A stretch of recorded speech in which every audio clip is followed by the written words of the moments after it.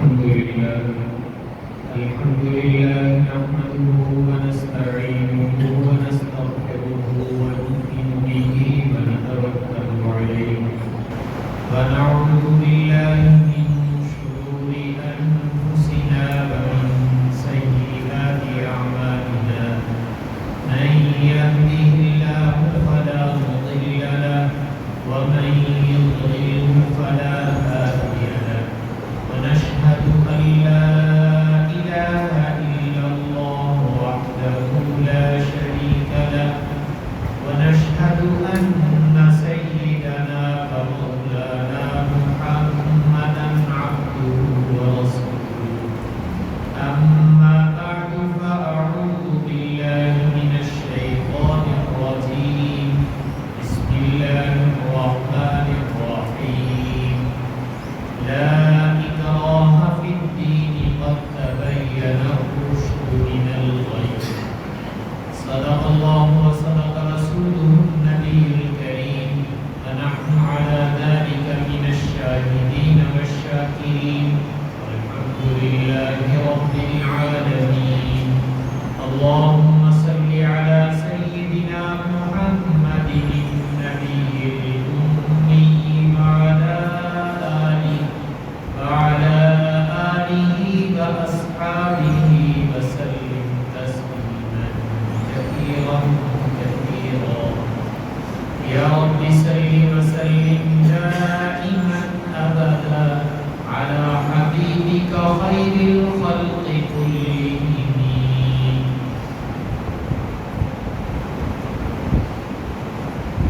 گزشتہ سے پیوستہ جملے سے زبان کی حفاظت کا تذکرہ چل رہا تھا اور اس میں سے غیبت کا بیان عرض کیا گیا۔ رسول پاک صلی اللہ علیہ وسلم نے ایک حدیث میں ارشاد فرمایا تھا کہ مسلمان کسے کہتے ہیں، تو آپ نے فرمایا المسلم من سلم المسلمون من لسانه ویده، کہ حقیقی مسلمان تو وہ ہے کہ دوسرے مسلمان اس کی زبان سے بھی محفوظ رہیں اور اس کے ہاتھ سے بھی محفوظ رہیں، نہ اس کی زبان سے دوسرے مسلمانوں کو کوئی تکلیف پہنچے اور نہ اس کے ہاتھ سے دوسرے مسلمانوں کو تکلیف پہنچے۔ یہ مسلمان بننے کے لیے ضروری ہے۔ رسول پاک صلی اللہ علیہ وسلم نے مسلمان کی تعریف اور مسلمان کی شناخت یہی بیان کی ہے کہ حقیقی مسلمان وہ ہے کہ اس کی زبان سے بھی دوسرے مسلمان محفوظ ہیں اور اس کے ہاتھ سے بھی دوسرے مسلمان محفوظ ہیں۔ یہ مسلمان بننے کے لیے ضروری ہے۔ میں نے عرض کیا تھا کہ چونکہ زبان کا استعمال زیادہ ہوتا ہے، ہاتھ جب ہم کسی پہ اٹھانے لگتے ہیں تو پھر بھی سوچتے ہیں کہ بھئی ہاتھ اٹھاؤں گا تو ممکن ہے وہ بھی آگے سے آگے، لیکن زبان کو چلاتے وقت ہم اس کو سوچنے کے لیے بھی تیار نہیں ہوتے کہ اس سے بھی کسی مسلمان کی دل آزاری ہے۔ تو شریعت نے زبان کے گناہوں سے بچنے کا حکم دیا ہے۔ ان گناہوں میں جیسے غیبت داخل ہے، ایسے ہی کسی کو لعنت کرنا اور اسی طریقے سے کسی کو گالی دینا، ان دونوں باتوں سے بھی رسول پاک صلی اللہ علیہ وسلم نے منع فرمایا کہ آپ نے فرمایا کہ گالی دینا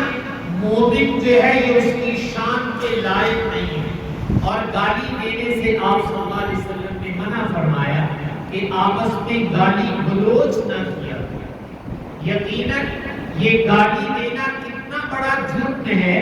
ایک روایت میں رسول پاک صلی اللہ علیہ وسلم نے ارشاد فرمایا کہ جو دو مسلمان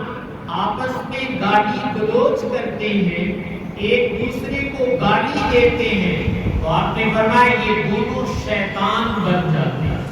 شیطان کے بھائی بن جاتے ہیں۔ اور ایک روایت میں آپ نے فرمایا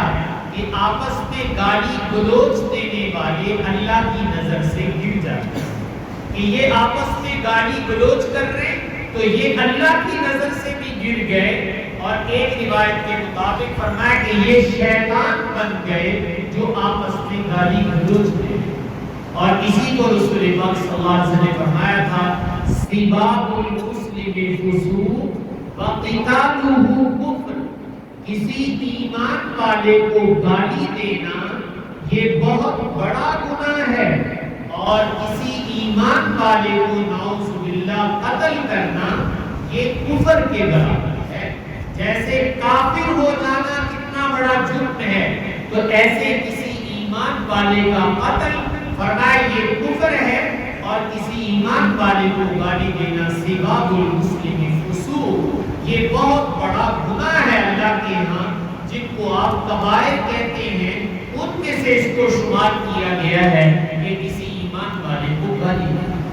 تو میں عرض یہ کر رہا تھا کہ گالی گلوچ بھی چونکہ زبان سے ہوتا ہے، تو رسول پاک صلی اللہ علیہ وسلم نے اس سے منع فرمایا کہ گالی گلوچ نہ آپس میں اختیار کرو، اس لیے کہ اس سے تم اللہ کی نظروں میں گر جاؤ گے،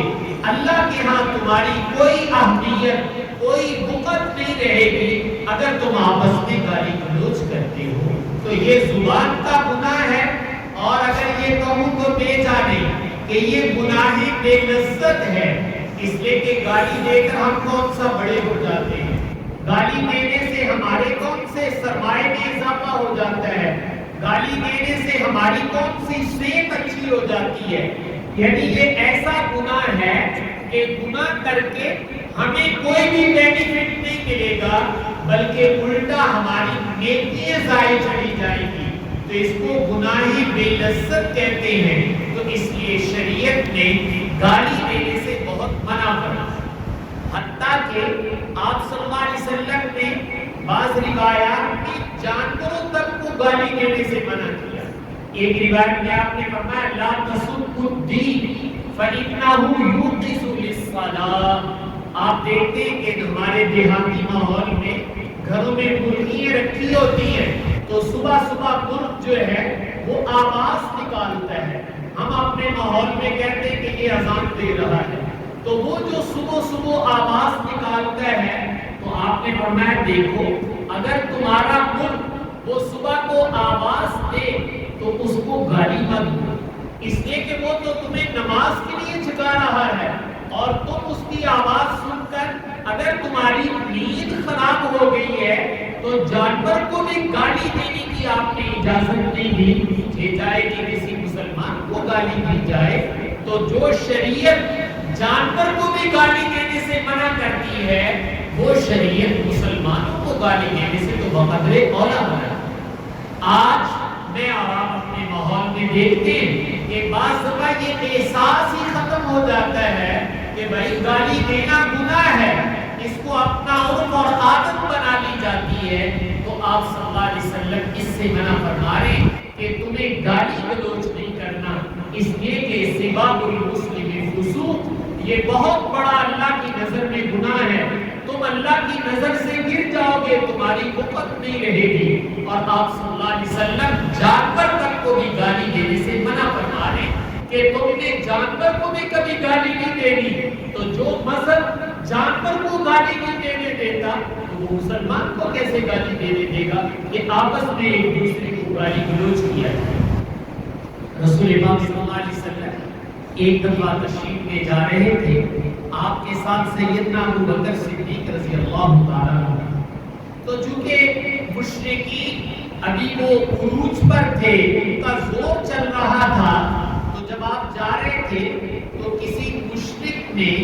حضرت ابو بکر رضی اللہ تعالیٰ عنہ کو گالی دی۔ آپ صلی اللہ علیہ وسلم بھی کھڑے ہو گئے، حضرت ابو بکر بھی کھڑے ہو گئے اور چپ رہے، گالی کا جواب نہیں۔ اس نے پھر آگے گالیاں دینی شروع کر دی۔ جب دو چار دفعہ اس نے گالی دی تو حضرت ابو بکر رضی اللہ تعالیٰ عنہ نے اس کی گالی کا جواب دیا۔ جیسے ہی حضرت ابو بکر نے اس کی گالی کا جواب دیا تو آپ صلی اللہ علیہ وسلم تو حضرت ابو بکر بھی پیچھے پیچھے آئے اور آ کر عرض کیا یا رسول اللہ، جب تک وہ مجھے گالیاں دیتا رہا تو ہم خاموش سنتے رہے، اور جب میں نے اس کی گالی کا جواب دیا تو آپ فوراً وہاں سے چل دیے۔ تو آپ صلی اللہ علیہ وسلم نے ارشاد فرمایا ابو بکر، جب وہ تمہیں گالی دے رہا تھا اللہ نے آسمان سے فرشتہ بھیجا جو اس کی گالی کا جواب دے رہا تھا، تمہاری طرف سے جواب دیا جا رہا تھا، لیکن جب تم نے خود گالی کا جواب گالی میں دیا تو فرشتہ چلا گیا، شیطان آ گیا تو میں وہاں سے نکل۔ تو اس لیے آپ صلی اللہ علیہ وسلم نے گالی گلوچ کرنے سے اپنی امت کو سختی سے منع کیا ہے کہ آپس میں گالی گلوچ نہ کیا کرو۔ تو میں نے کہا مسلمانوں کو، اپنے بیوی بچوں کو، اپنے متعلقین کو گالی نکالنا بھائی یہ ہماری زبان کو گندا کر دیتا ہے۔ ہم اپنی زبان کو پاکیزہ بنائیں، اپنی زبان کو گندا نہ ہونے دیں۔ اس کو آپ فرمانے سباب المسلم فسوق کہ مسلمان کو گالی دینا بہت بڑا گناہ ہے، اس سے اپنے آپ کو بچا کے رکھو۔ قرآن نے تو یہاں تک کہا ہے وَلَا تَسُبُّوا الَّذِينَ يَدْعُونَ مِن دُونِ اللَّهِ فَيَسُبُّوا اللَّهَ عَدْوًا بِغَيْرِ عِلْمٍ۔ جو مشرکین مکہ کے خدا تھے، بت جن کی وہ پوجا پاٹ کرتے تھے، تو جب مسلمان ان کو کوئی گالی دیتے تو نعوذ باللہ وہ جواب میں اللہ کو گالی دے کہ مسلمان جس اللہ کی پوجا پاٹ کرتے وہ اس کو گالیاں دینے لگتے۔ تو اللہ تعالیٰ نے فرمایا کہ بھائی ان کے جھوٹے خداؤں کی ویسے تو مصمت بیان کرو کہ بھی ان میں طاقت نہیں ہے، یہ کچھ پیدا نہیں کر سکتے،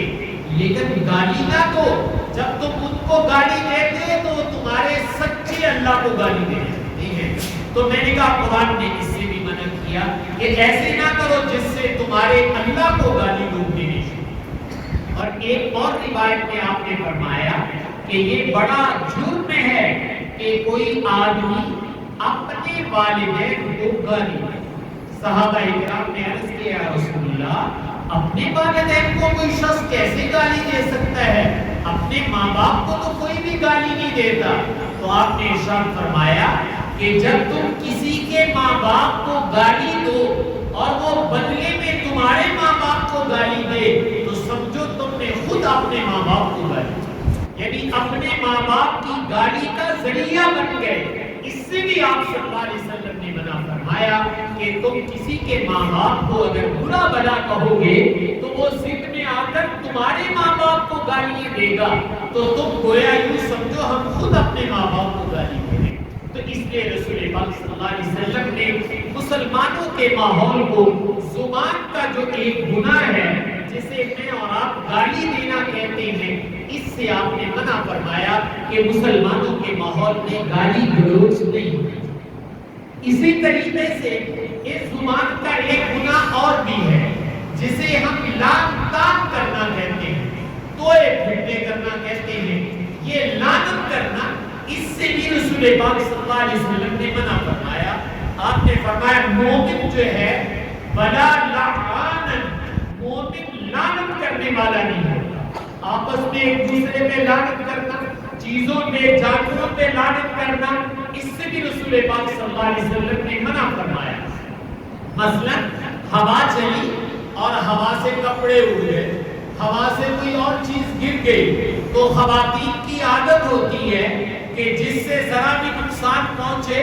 اسی کو لعنت کرنا شروع کر دیتی ہیں۔ تو آپ صلی اللہ علیہ وسلم نے منع فرمایا کہ اگر اس طرح کی کوئی چیز سے تمہیں کوئی نقصان پہنچ گیا ہے تو اس کو لعنت نہ کرنا۔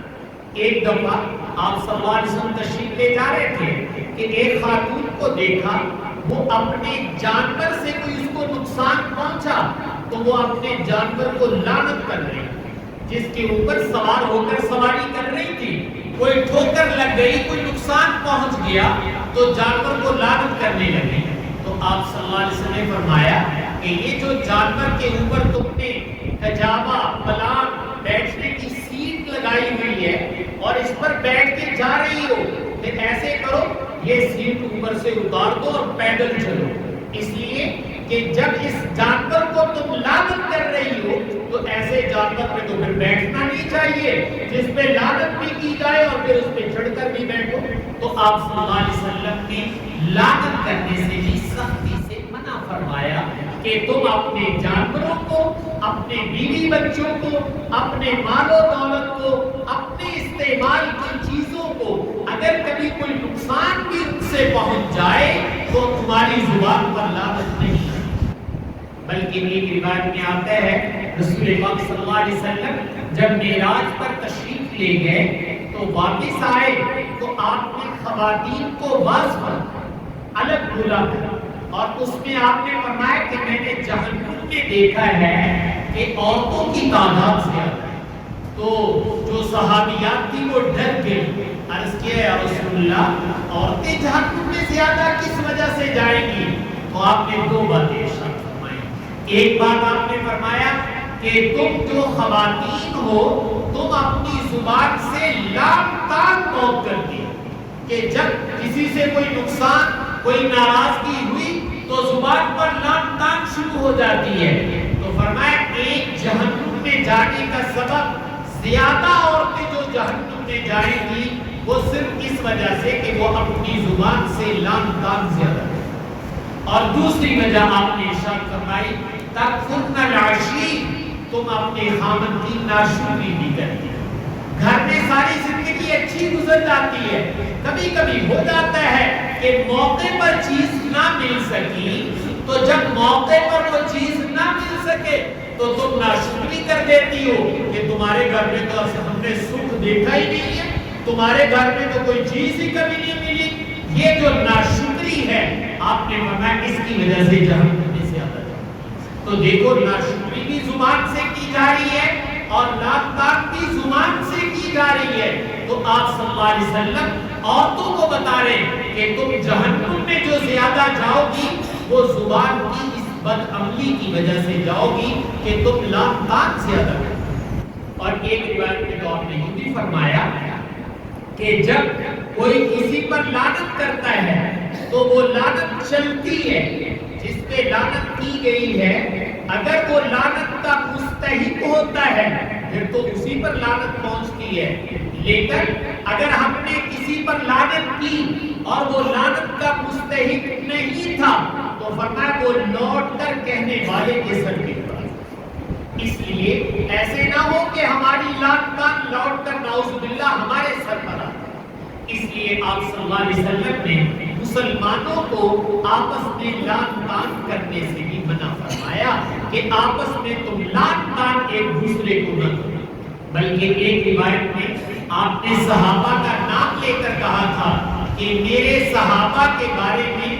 لب کشائی نہیں کرنا ہے، میرے صحابی کو کبھی برا بھلا نہیں کہنا ہے، اس لیے کہ جانتے ہو اللہ نے ان کا مقام اور مرتبہ کیا بنایا ہے۔ بعد میں آنے والے لوگ اگر احد پہاڑ کے برابر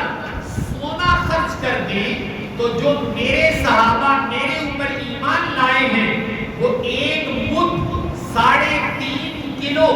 غلہ اللہ کے راستے میں خرچ کریں، ان کا خلوص اور مرتبہ اللہ کے نزدیک اتنا اونچا ہے کہ تم احد پہاڑ سونے کے برابر خرچ کر کے میرے اس صحابی کے ایک مد کے ثواب کو نہیں پہنچ سکتے۔ تو آپ نے فرمایا لا تسبوا اصحابی، میرے صحابہ کے بارے میں بھی کوئی لب کشائی نہ کرے، اس لیے کہ یہ انتہائی گھنونا جرم ہے کہ ہم اپنے نبی کے ماننے والوں کو برا بھلا کہیں۔ آپ صلی اللہ علیہ وسلم نے اس سے سختی سے منع فرمایا۔ تو میں عرض یہ کر رہا تھا کہ ہمیں اپنی زبان کو پاکیزہ بنانا ہے، نہ تو اس سے لعن طعن کرنی ہے اور نہ ہی زبان سے گالی گلوچ کرنا ہے۔ حضرت عمر رضی اللہ تعالیٰ عنہ کو پتا چلا ان کے بیٹے عبداللہ ابن عمر وہ خود بھی بڑے صحابہ میں سے ہیں، کسی کے ساتھ کوئی بات چیت ہوگی دوسرے صحابی کے ساتھ تو غصے میں آ کر زبان سے گالی نکلی۔ جب زبان سے گالی نکلی تو حضرت عمر کو پتا چلا تو حضرت عمر رضی اللہ تعالیٰ نے فرمایا کہ اگر یہ میرے ہاتھ آ گیا تو میں اپنے بیٹے کی اس جرم کی سزا کے طور پر زبان پڑھ،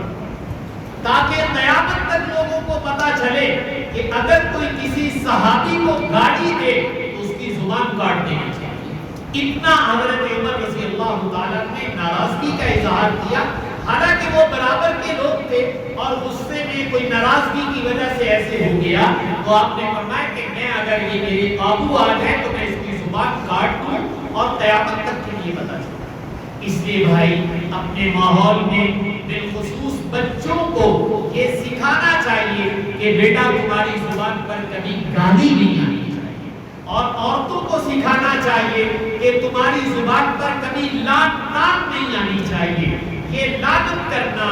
اور پھٹکار کرنا اپنے بچوں کو، اپنے مال و دولت کو، اپنے ملنے والے کو، غصہ تو انسان کو آتا ہے، لیکن بھائی اگر اخلاق اچھے ہوں تو اچھے جملے زبان سے نکلتے ہیں۔ آپ اپنے گھروں میں پرانی ماؤں بہنوں کو دیکھیں گے، وہ غصے میں بھی آتی تھی تو وہ یہ کہہ دیا کرتی اچھا اللہ تمہیں ہدایت۔ تو غصے میں آ کر کوئی اچھا جملہ زبان سے نکالو، غصے میں آ کر جو ہے وہ لعنت اور گالی گلوچ نہیں زبان سے ہونا چاہیے۔ یہ ہمارے دین میں سختی سے منع کیا ہے، اس لیے کہ اس سے بھائیو ہماری زبان خراب ہوتی ہے۔ تو آپ صلی اللہ علیہ وسلم نے گالی سے بھی منع کیا، لعنت کرنے سے بھی منع کیا، تو یہ دونوں گناہ زبان کے ہیں، اس سے میں اور آپ اپنے آپ کو بچائیں۔ ایک تیسری بات جو اس وقت کے ملکی حالات کے لحاظ سے کہنا چاہتے ہیں وہ یہ کہ مضمون تو لمبا ہے لیکن اجمالاً سے